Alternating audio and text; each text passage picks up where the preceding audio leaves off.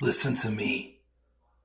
If there was a wise man who would ever think of this, they would say in order to be superior to the man, you've got to be the man.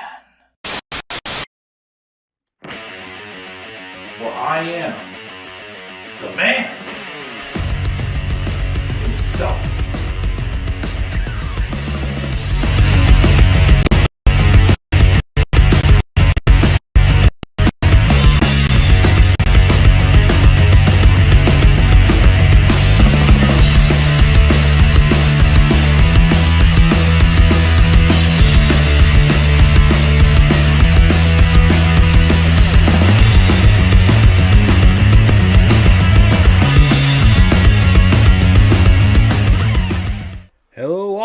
How are you guys all doing this Thursday evening? This is the Club of the Man 1993, and yep, I did in fact fix the Raw graphic to kind of like give it a different intro. May have the graphic though way it splits in, instead of coming in from the corners, coming from the sides instead maybe. I don't know. What do you guys think? Leave your guys' thoughts, of course, about that in the description, in the comment section, of course, as always, or in the live chat. But we are here live tonight. Once again, live, as again, I'm trying to do more live streams this year, even though my time is definitely very valuable, but I am going to, keep moving with it. But we are live for my review of this past week's episode of Monday Night Raw, the February 3rd, 2025. If it was 2005, I won't be 11 years old because I turned 12 in 2005. But, anyways, February 3rd, 2025, in Cleveland, Ohio. Of course, funny enough, this was the Fallout show from Royal Rumble. Remember the last time I believe it was we had the Fallout show in Cleveland in Cleveland for the Fallout show for the Rumble? That's when CM Punk left. And 11 years later, he's main eventing the show. And a fantastic match that unfortunately got hampered by the glitches that was happening with Netflix. It was the first show that had glitches. I felt they could have been worse personally, but still it's glitches. It's definitely concerned with the whole new idea of streaming and such, but it is what it is. But we're gonna talk about everything that happened on the Royal Rumble Fallout show. And we are on the road to the Elimination Chamber 2025 pay-per-view, take place on March the 1st, in just a couple of weeks. And I will try to get that predicted match card hopefully done this weekend. Before going to this show, we knew for a fact that John Cena is going to be in the Elimination Chamber match. And he felt that it was best for business, and felt that he's earned it due to his 23 years of service and whatnot. Is Adam teasing more of a heel turn? Of course, we'll have to wait and see when it comes to Chamber, because I'm pretty sure he's probably not going to be appearing again until Chamber, which again is somewhat annoying, but whatever. We'll probably see more of him throughout the year as the schedule opens up more for him, I guess. I don't know. But overall, I still thought this was a good Fallout show from Raw. Again, we had the couple Chamber matches. Another nice showcase with Penta. Promos from our Royal Rumble winners, which, if you still think to this point that Jey Uso does not deserve to win the Rumble, look at the reception he got on the show and the emotion. The man came in the game! He came in the game! I'm sorry, I'm not trying to get him in because I know people who definitely are making the jokes about it on Twitter and whatnot, but, it is what it is. But point being exactly is, at this point, if you still hate Jey Uso for winning that match, then you unfortunately do not have respect for someone who's worked hard. That reception, 10 minutes of the guy can't even speak. And it was so much so that he had to call freaking Audible to play the music to honor the crowd's one more time chant to guard going, yeet, yeet, yeet. Charlotte Flair, though, oh boy, the crowd just did not welcome back Charlotte Flair in open arms. They didn't. People are pissed about Charlotte winning that Rumble match. But who does she fight? We're going to have to wait and see. I think it's more obvious who Jay's going to fight. But Charlotte, still kind of up in the air yet, I feel like. But we will get to it. And, of course, we also had another WrestleMania match set up at the end of this show. And Seth Rollins was pulling off his inner Trish Stratus with his attire. His, like, cowboy-looking attire. Like, the same, like, attire that's similar to what Trish Stratus wore for her in-ring entrance at Rumble. And what she normally has been wearing the past few times we've seen her on TV. And, of course, he's definitely more and more getting closer to that heel turn. I thought it happened on Sunday, but still trying to play it off as he's still somewhat of a face, but that heelish side is coming out more and more in him. But we'll talk about all of that when we get to it. We got Tyler in the live chat saying, why are we keep going with never-ending feud with Liv and Rhea? I don't think we are, but if they do, but I don't think we are. I think they might set up a different match, though. We'll get to that in a second. And AJ should have been on Raw. He should stay on SmackDown. Yes, AJ Styles is moving over to Raw. And I think it looks more and more like he's probably going to fight Logan Paul at WrestleMania. Which I'm fine with that if they do go that route, that match. But they're both going to be on Raw now. Logan Paul, though, is in a qualifying match next week for Chamber. And I'm pretty sure he's going to win it. And I'm pretty sure he will be inside the Elimination Chamber. But we'll talk about all of that when we get to it. So, again, we opened up with Jey Uso coming out. And like I said, it took him probably like 10 minutes until he was able to start talking. And he overcame with all the emotions. Because he looked serious. But then when he took off the sunglasses, you could see the emotion in his eyes. And he just doesn't know what to say. He says, I came in the game 15 years ago. Which again, the jokes start spurring up on the internet from that. Oh God, I said, look, God, stop. Anyways, when he was able to talk, and after he called his audible and had them replay the music one more time so he can do it again. He said, I came here 15 years ago to try to make a good living with my brother and carry on the family legacy, which is cool. Fast forward, pandemic era, bloodline, fire. He was so scared and not confident in himself to be a single star. He didn't have it. But coming out here tonight, he knows now he's got it. He worked really hard to get to this spot. But he got it because of every single fan. From his heart and his family, he thanks everybody for every single week that we're with him. And because of that, he's a 2025 Royal Rumble winner. Yeet! And now he's going into WrestleMania for the main event. And it's just him, Oos! Gunther comes out and basically is like, yeah, good job, but yeah, you probably don't. I don't think you should challenge me. You can't even lace my own boots. And yeah, he basically tells him that, all you do is lose.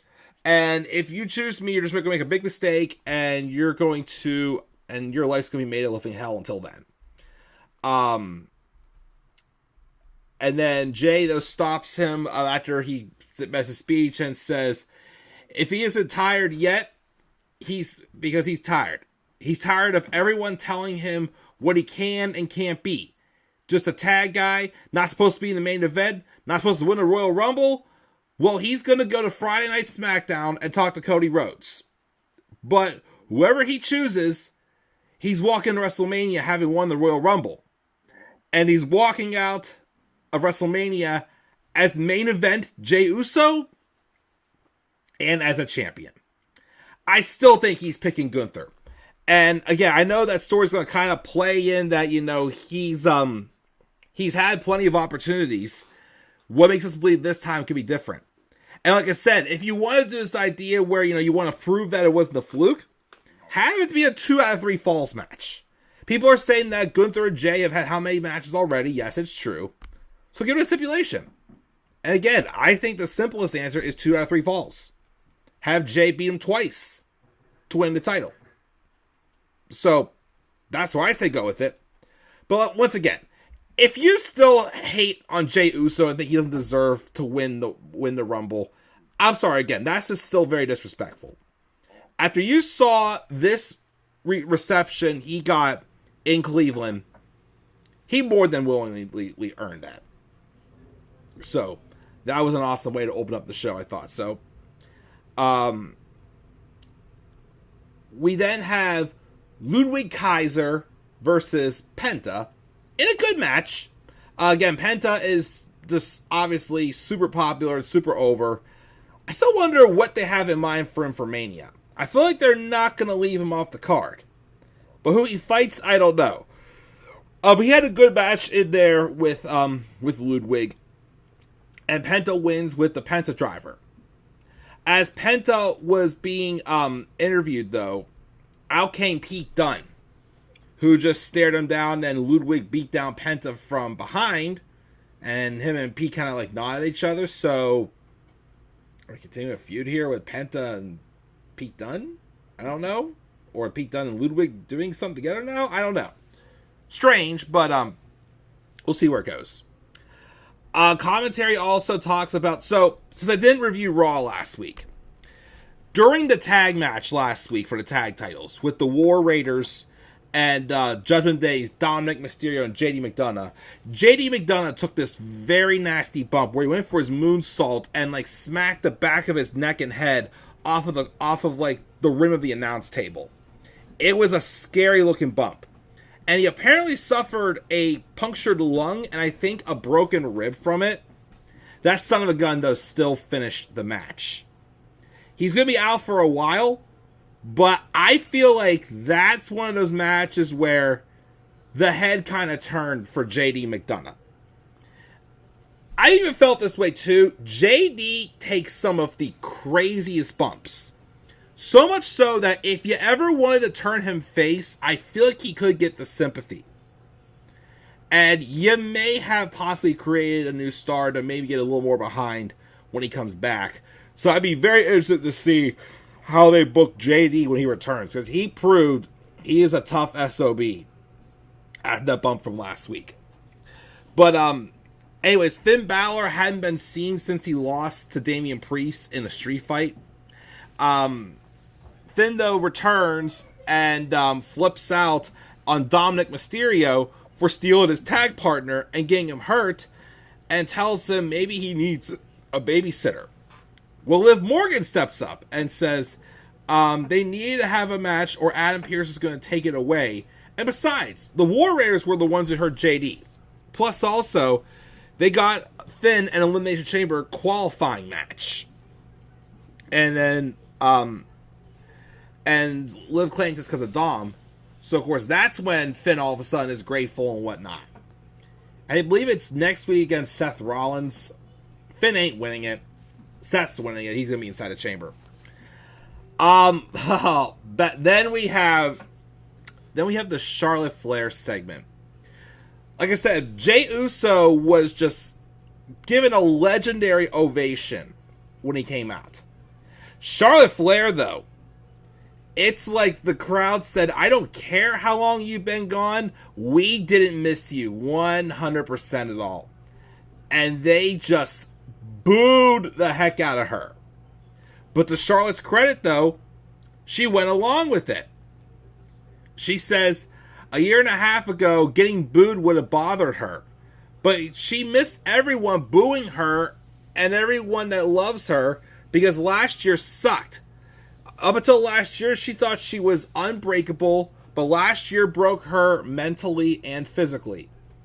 She wasn't sure she was ever going to be able to come back at all, but she's embraced the boos because she loves all of us.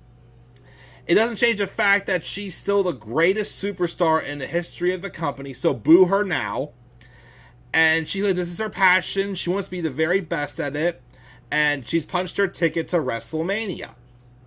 Rhea Ripley comes out and basically begs Charlotte to pick her. But Charlotte says, you know what? I'm going to go to NXT and talk to Julia. I'm going to talk to Tiffany on SmackDown and see who impresses me the most. I still personally think, even though Charlotte and Rhea would be great for their rubber match at WrestleMania, I still think they should do Tiffany Stratton and Rhea Ripley. Yeah, I'm sorry, Tiffany Stratton and Charlotte Flair at WrestleMania. Because again, Charlotte Flair is what got Tiffany Stratton into wrestling. I think that would be cool to have their first match there. Now, if they do Charlotte and Rhea, I could maybe see them doing Tiffany and Trish, based off of course, Trish returning for her 25-year anniversary, actually, at the Rumble. But she also kind of had a backstage with Tiffany back at Money in the Bank. So I could maybe see Trish having a match at Mania if they go through with it. Although they kind of teased her doing something with Nia. But maybe that could be a chamber. I don't know. We'll see. But yeah, something's going to happen there. Anyways. Sami Zayn's being interviewed backstage about his qualifying match. He says he has a chance to punch a ticket to WrestleMania. And that is the only thing on his mind. He doesn't comment on whether it has a chance to check in on Kevin Owens. But then he sees Jey Uso and walks over to him. Which is like, uh-oh, because Jey accidentally eliminates Sami from Rumble. Jey apologizes to Sami, but Sami says, stop, and hugs him, tells him he's so happy for him. He did this, he got here, now he's got to go all the way. And then Jey appreciates that and wishes Sami good luck in his match later on. But then, the little devil on everybody's shoulder, Karrion Kross, rolls up to Sami Zayn. He tries to get in Sami Zayn's head and asks what it's like to see everyone else live out their dreams. Sami tells him, I'm sick of seeing you, and if you keep coming up to me, we're going to have a problem. And Kross tells him, there's no problem, but if he wants a problem, they can have one. Which, I don't think, based off of what happened at the end of the show, I don't think Karrion Kross is going to succeed in getting in Sami's head. He is, though, going to succeed in getting into Seth Rollins' head, I feel like. But before the next match, we also had Rhea run into Io backstage, and then Io just says, maybe I'll see you at WrestleMania. But as she walks past her, Io gets attacked by Liv, who she's going to be taking on in her qualifying match later on in the show. And then Rhea rushed to make the save, but got attacked by Raquel Rodriguez. And the two heels left the two baby faces laying. Which again, will play into the match later on the show. LWO had a match with the New Day, and New Day have new tag team music. Not sure how I feel about the song, because, it sounded like a typical, generic, thrown together, Def Rebel thing and whatnot. But I won't lie, I do like their new Tron graphic. With, the orange look, with, the dark silhouettes and, the evil-looking eyes and whatnot. I thought that was pretty cool.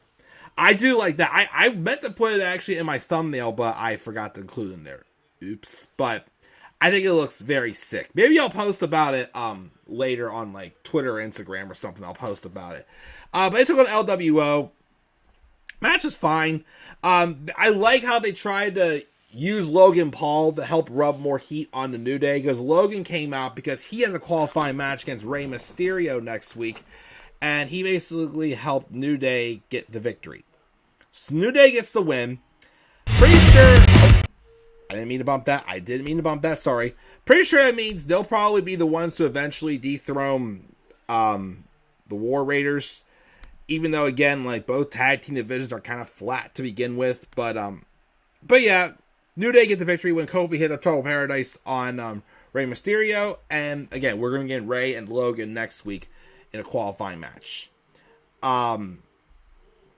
Michael Cole also gave us a message from a trainer saying they don't know when Roman Reigns will be back, as he's going to be out for the foreseeable future after the stumps he took from Seth Rollins at WrestleMania. Backstage, we have CM Punk being interviewed. He takes on Sami Zayn in the main event. He says his course of action now is to fight Sami Zayn, and apologizes in advance. Sami's not going to be in Chamber. He's got goals set, and maybe he puts too much pressure on himself. But in the Chamber, the pressure is on everyone else. He, of course, would main event the show later on in the show. We then get Io versus Liv. Match was fine, but unfortunately, Io didn't win. She actually lost by disqualification, because Rhea came out to try to equalize Raquel Rodriguez, In the heat of the moment, she accidentally punched Liv Morgan in the face, which caused a disqualification, leading to Liv to qualify, and unfortunately, Io is not going to be going to Elimination Chamber. So, I think one or two things is going to happen here. Because I don't think we're going to get another Rhea and Liv match. I hope to God not. I'm sorry. Don't have Liv win Chamber. Don't. I don't know who's going to win Chamber, if I'm being honest right now, but for the women at least. But don't have Liv. No more Liv Morgan and Rhea Ripley. But either that interference is going to set up for like a second chance match for the final spot in Chamber, or they're just going to do Rhea and Io at Chamber. I kind of like the second idea better, doing Rhea and Liv at Chamber. They should probably just go with that, I feel like. So, I like that. And then we had the War Raiders have a segment with American Made. They actually might feud before they get to New Day, probably. Chad Gable also says he's going to go on a special quest to learn the secrets of defeating luchadors. And when he comes back, he wants to see all the rest of American Made, that's the Creed Brothers and Ivy Nile, with titles. Which, like I said, if they do have the Creed Brothers feud with the War Raiders, they could win the tag titles. And Ivy Nile has been teasing the feud with Lyra Valkyria for the Women's Intercontinental Championship. Speaking of which, next week on Raw, Lyra does take on Bayley in a qualifying match for the Chamber. I'm torn who I want to win that. I didn't see my cat over there. I'm sorry, startled the heck out of me. I'm kind of torn to who I want to win that match, because I feel like Ivy could cost Lyra, but I feel like Lyra's got to get a few more victories since she's a champion right now. So I kind of gonna lean towards Lyra qualifying for the Chamber. But like I said, then again, I'm pretty sure they're going to do a feud with her and Ivy. I don't see that being a WrestleMania match right now. It's more so of a Raw feud. But we'll have to wait and see. If Lyra is going to have a match at WrestleMania, I think it should be against Becky Lynch. But again, that is all still up in the air right now. Seth Rollins... Well, actually, before we got to Seth Rollins, we also get announced that AJ Styles is going to be coming over to Raw.